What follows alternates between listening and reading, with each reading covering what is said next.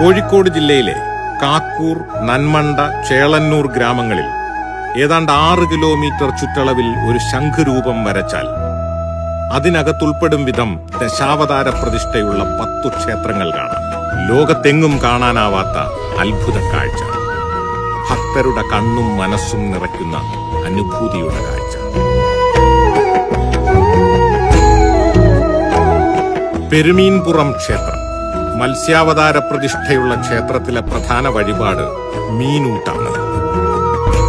ആമമംഗലം ക്ഷേത്രം ആമവാദം പോലെയുള്ള രോഗങ്ങളുടെ ശമനത്തിനും വിദ്യാഭ്യാസ പുരോഗതിക്കുമായി വ്യത്യസ്ത വഴിപാടുകൾ ഈ കൂർമാവതാര ക്ഷേത്രത്തിൽ നടത്തിവരുന്നു.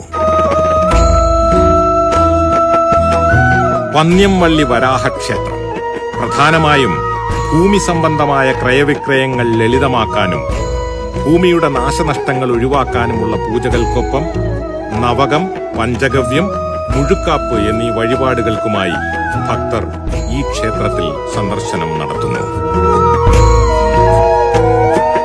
തൃക്കോയിക്കൽ നരസിംഹ ക്ഷേത്രം ശത്രുദോഷ പരിഹാരത്തിനുള്ള പാനക പൂജയാണ് നരസിംഹാവതാര പ്രതിഷ്ഠയുള്ള ഈ ക്ഷേത്രത്തിലെ മുഖ്യ വഴിപാട്.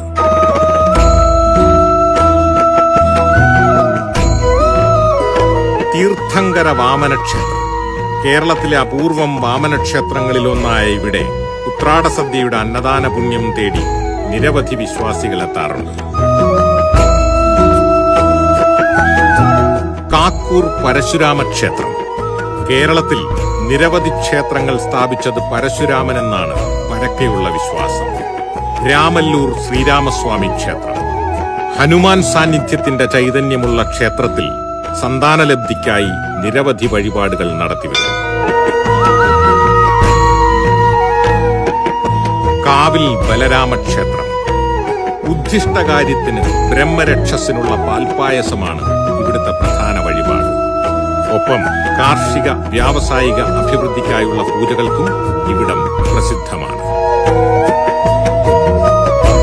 ഈന്താട് ശ്രീകൃഷ്ണ ക്ഷേത്രം വിവാഹ തടസ്സങ്ങൾ നീങ്ങുന്നതിനായി ഇവിടെ നടത്തുന്ന ലക്ഷ്മി നാരായണ പൂജ പ്രസിദ്ധമാണ്. കൽക്കി ക്ഷേത്രം അവതാരങ്ങളിൽ അവസാനത്തേതായ കൽക്കി ഭഗവാൻ വർത്തമാനകാലത്തിന്റെ അവതാരമത്രേ.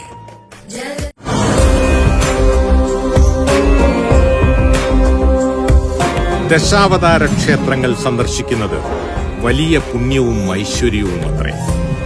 ഒരു ദിനം കൊണ്ട് 10 അവതാരങ്ങളെയും തൊഴാൻ അവസരമൊരുക്കുന്ന ഇതുപോലൊരിടം ലോക ക്ഷേത്ര ഭൂപടത്തിലില്ല. അതുകൊണ്ട് തന്നെ ദർശന പുണ്യത്തിന്റെ പര്യായമാകുന്നു കാക്കൂർ, നന്മണ്ട, ചേളന്നൂർ ദശാവതാര ക്ഷേത്രങ്ങൾ. ധർമ്മം പുലരുകയത്രേ ഭഗവാന്റെ ദശാവതാര ജന്മോദ്ദേശ്യം. വർത്തമാനകാലം ഇത് അടിവരയിടുന്നു. എല്ലാ ജീർണതകൾക്കും ഒരന്ത്യമുണ്ടാകാൻ ദശാവതാര ക്ഷേത്രങ്ങൾ അനുഗ്രഹമേകട്ടെ. ലോകാ സമസ്ത സുഖിനോ ഭവന്തു.